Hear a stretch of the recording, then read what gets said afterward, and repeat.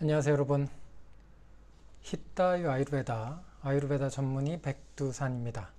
매주 토요일 밤 8시 히타유 라이브 진행하고 있습니다. 반갑습니다.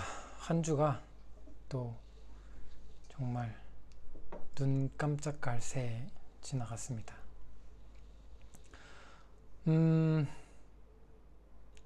오늘의 주제는 음식의 적절한 양이라고 정해 보았습니다. 이거는 저번 주 일요일에 월간 특강의 주제이기도 했습니다. 그래서 짧게 이야기를 좀 나눠볼까 하고요. 안녕하세요.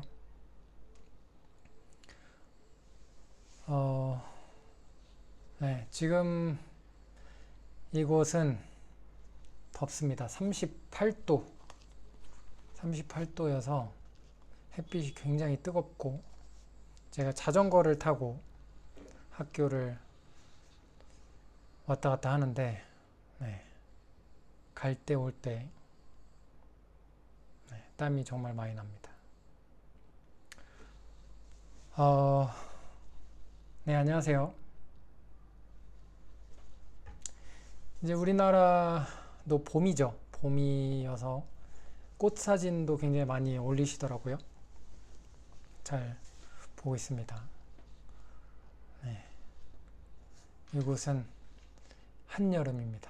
한여름이 시작됐고 5월이 되면 더 더워질 예정이고, 네. 그렇습니다. 자, 그래서 오늘의 주제 이야기를 조금 시작을 해볼까요? 음식의 적절한 양. 이게 별거 아닌 것 같은데 생각하면 생각할수록 쉽지 않은 주제거든요. 여러분들이 내가 어느 정도의 양을 먹는 것이 나에게 적절한 음식의 양인지를 잘 알고 계신가요? 이게 잘 알고 계시는 분이 생각보다 많지 않고, 그리고 알고 계셔도 실천하는 거는 또 다른 얘기이기도 하죠. 저에게도 같은 거긴 한데 일단은 알아야죠.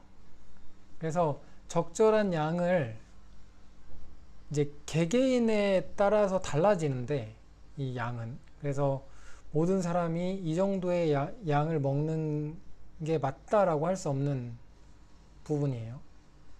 근데 그런 음식에, 나에게 적절한 양의 음식을 결정하는 기준은 뭐냐 하면, 아유르베다에서는 내 소화력입니다.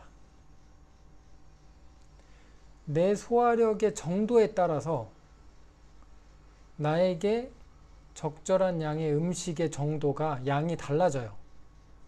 그러니까 이 말은 뭐냐면, 내 소화력이 굉장히 좋다고 볼게요. 그러면 소화를 조금 더 잘 시킬 수 있잖아요.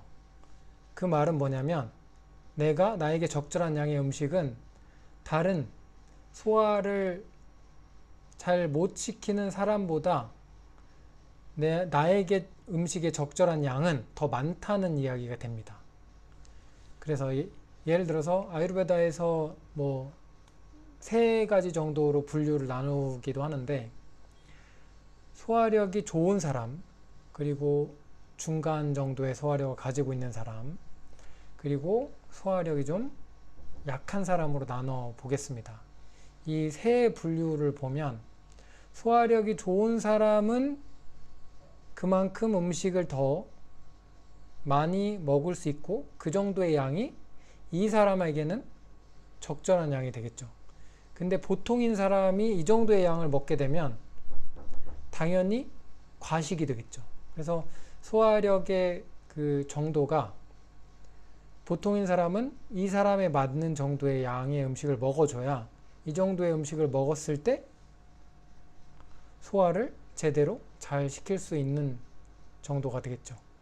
그리고 소화력이 좀 약한 사람은 다른 두 사람보다 조금 더 적은 양의 음식을 먹는 것이 이 사람한테는 적절한 양의 음식을 먹는 게 되겠습니다. 지금은 세 분류로 나눴지만 각 개개인의 소화력의 상태에 따라서 나누면 다 달라지겠죠. 그러니까 여러분들이 여기에서 집중해야 되는 부분은 뭐냐면 다른 사람이 소화력이 어떤지를 볼 필요도 없죠. 그거랑 비교를 할 필요도 없고 내 소화력이 어떤지를 이해를 해야 되고 그거를 알기 위해서는 일단은 내가 먹는 음식을 내가 어떻게 소화시키고 있는지를 계속해서 관찰을 해야 돼요. 거기서부터 시작이 되죠. 그래서 나의 소화력은 지금 이 정도이고 그래서 이 정도의 양을 먹었을 때는 조금 소화를 하는데 시간이 더 많이 걸릴 수 있고 그리고 좀 부담이 되는 부분이 있고 그러면 이 정도보다는 좀 적게 먹어야 되겠구나.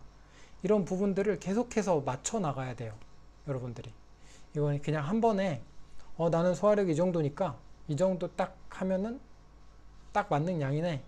이렇게 되는 게 아니고 계속해서 내가 먹는 음식과 음식의 양을 보고 내가 어떻게 소화를 시키고 있는지를 체크를 습관적으로 이게 뭐 엄청 30분, 40분 막 생각하고 이러는 문제가 아니에요. 먹고 나서 단지 그냥 잠깐 소화가 어떻게 되고 있지? 잠깐씩 체크를 하는 거예요. 그게 습관적으로 하시면 어느 정도의 이해가 있잖아요. 이 정도에 먹었더니 소화하는데 그 다음 식사 시간까지 소화가 다 안 됐네. 배가 안 고프네. 라는 게 되고 그러면 그 정도보다는 좀 적게 먹거나 아니면 이 정도의 양을 먹었더니 더 일찍 배가 고프고 많이 배가 고프네? 그러면 음식의 양을 조금 더 드셔야 되는 거고 이런 식으로 계속해서 조정이 되는 거죠. 그래서 음식의 양을 결정하는 건 뭐냐면 내가 어느 정도의 양을 소화할 수 있는 소화력을 가지고 있는가 그게 기준이 되겠습니다. 자, 그래서 이전에도 굉장히 많이 이야기했던 부분인데 이미지를 어떻게 가지시면 되냐면 내가 먹을 수 있는 양을 100으로 본다고 하면 이 100이 내가 배가 터지기 직전까지 먹을 수 있는 양이 100이 아니에요. 그냥 어느 정도 좀 배가 부른데 하는 양을 100이라고 볼게요. 이 정도의 양을 100이라고 보면 그 정도 양에서 3분의 1은 고체 음식, 나머지 3분의 1은 액체 음식, 그리고 나머지 3분의 1은 비워둔다라고 생각을 해봤을 때 이 정도의 음식을 먹었을 때 어떤 정도의 느낌이 들까를 생각을 해보시면 아마 지금 여러분들이 생각하셨을 때 충분한 양보다는 좀 적을 수도 있고요. 혹은 굉장히 적게 드시는 분들이라면 내가 생각하는 것보다는 좀 더 많을 수도 있습니다. 네. 그래서 그 부분을 한번 이미지로 만들어서 생각을 좀 해보시고 그러면 이 정도의 양이면 어느 정도의 내가 포만감을 느낄 수 있을까? 한번 이 부분을 좀 생각을 해보실 필요가 있고 그리고 다른 단서가 또 있습니다. 경전에 보면은 이 경전에 문구가 있고 그 밑에 한 2분 정도의 주석을 다르신 분들이 있어요. 그래서 그쪽에서 좀 단서를 좀 가져보면 어떻게 표현을 했냐면 신체에 불편함을 주지 않는 양의 음식이 적절한 양의 음식이라고 표현을 합니다. 신체에 어떠한 불편함이 없는 상태여야 된다는 거예요. 그러니까 식사를 다 마치고 나서 어느 정도의 어느 불편감도 없는 상태가 적절한 양을 먹은 거거든요. 자, 그래서 식사를 했는데 너무 배불러, 배가 너무 부르고 부대끼고 이러면 적절한 양이 아니겠죠. 그런데 혹은 식사를 하고 나서 이제 포만감이 많이 들고 몸이 무겁고 이게 다 불편감이죠. 그래서 졸음이 온다거나 이거 다 불편감일 수 있어요.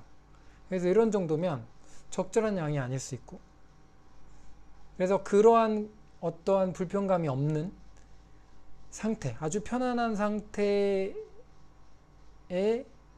그런 음식을 먹은 게 적절한 양의 음식을 먹었다라고 볼 수 있겠죠. 반대로 너무 적게 먹으면 뭔가 부족하고 이 채워지지 않는 그런 불편감이 있을 수 있죠. 그것도 불편감이잖아요. 그것도 아니고 반대로 많이 먹어서의 느껴지는 그러한 불편감도 아닌 그 중간에 굉장히 불편함이 없는 상태, 그 정도의 양이 적절한 양이라고 보시면 되겠습니다. 그거는 여러분들이 조금 작은 실험들을 한번 해보세요. 음식을 먹는 양을 조금씩 조정을 해보시면서 작은 실험들을 해보면서 나에게 적절한 양의 음식을 찾아보시는 연습을 해보시면 돼요. 여기에서 더 나아가면 우리의 소화력은 변하거든요. 내가 어느 정도의 양을 음식을 먹는지에 따라 소화력이 좀 바뀔 수도 있고 영향을 받기 때문에 계절의 변화에 따라서도 소화력이 영향을 받기도 하죠. 지금과 같이 제가 있는 인도 같은 경우는 38도의 무더위란 말이에요. 그러면 저는 지금 소화력이 좀 떨어지는 상태인데 식욕이 좀 떨어져요. 왜냐하면 너무 더워요. 땀을 계속 많이 흘리고 있기 때문에 나갔다 오면 정말 땀이 줄줄줄 흘리는 상태로 들어오게 되잖아요. 그래서 배고픔보다는 목이 더 말라요. 그래서 물을 더 많이 마시게 되고, 그래서 이런 상태에서는 자연스럽게 계절적인 요인으로 이렇게 소화력이 좀 떨어져 있는 상태죠. 이런 상태에서는 또 과하게 음식을 먹기보다는 여기에 맞게 조금 소화하기 편안한 음식을 조금 적게 먹는 게 필요할 수 있죠. 그래서 계절에 따라서 소화력은 달라지고, 그리고 내가 먹는 음식의 양과 어떤 음식을 먹느냐에 따라서 내 소화력은 영향을 받기 때문에 딱 고정이 되지 않아요. 그러니까 이런 것들을 계속해서 관찰을 하면서 이럴 때는 이렇게, 이 정도, 이럴 때는 이렇게, 이런 것들을 내가 내 몸을 계속해서 이해해 나가는 과정이 반드시 필요합니다. 이게 없으면 그냥 단순하게 계속 하는 거죠. 나는 이 정도 양을 먹어야 돼 라고 해서 계속 이 정도 양을 먹게 되면 어떨 때는 소화가 잘 되다가도 어떨 때는 소화가 잘 안 되기도 하고, 왜냐하면 소화력은 계속 영향을 받아서 변화하니까요. 그러면 그거를 이해를 못하게 되죠. 그러니까 여러분들은 내 몸의 상태는 계속 변화하는 것처럼 내 소화력의 상태도 계속 변화하죠. 그에 따라서 음식의 양을 조절할 수 있는 정도의 내 몸의 이해를 갖추는 게 필요합니다. 네, 그래서 오늘은 적절한 양의 음식이 어떤 것을 기준으로 볼 수 있는지, 그것은 나의 소화력의 상태에 따라서 기준이 된다는 거, 오늘 그 한 가지를 가지고 가시면 좋을 것 같습니다. 그래서 오랜만에 또 미션을 드리면, 음식을 먹을 때 그리고 먹고 나서 내가 이 정도의 음식을 먹는 것이 적절한가? 한번 물어보시고요. 그리고 먹고 나서도 오늘 적절한 양의 음식을 먹었나? 그거를 한번 물어보세요. 그리고 물어보면서 불편감이 있나? 를 한번 체크를 해보시는 거. 일주일 동안 그거 하나만 해보시면 되겠습니다. 자, 오늘도 참여해주신 여러분 감사드리고요. 저는 또 다음 주 토요일 밤 8시 새로운 주제를 가지고 찾아오도록 하겠습니다. 아유르베다 챗 계속 운영하고 있고요. 점점 더 많은 분들이 질문을 주고 계십니다. 그 중에는 굉장히 어려운 질문을 주는 분들도 있어요. 어떤 특정 질병에 대해서. 그래서 그 부분도 제가 그냥 무시한 건 아니고 어려운 질문이기 때문에 1분 안에 설명을 드려야 되잖아요. 계속 생각하고 있습니다. 그래서 질문 계속 주시고요. 계속해서 여러분 주신 질문 생각해보고 그 답을 어느 정도 1분 안에 설명을 드릴 수 있는 정도가 되면 계속해서 답변을 올리도록 하겠습니다. 참여해 주셔서 감사합니다. 안녕.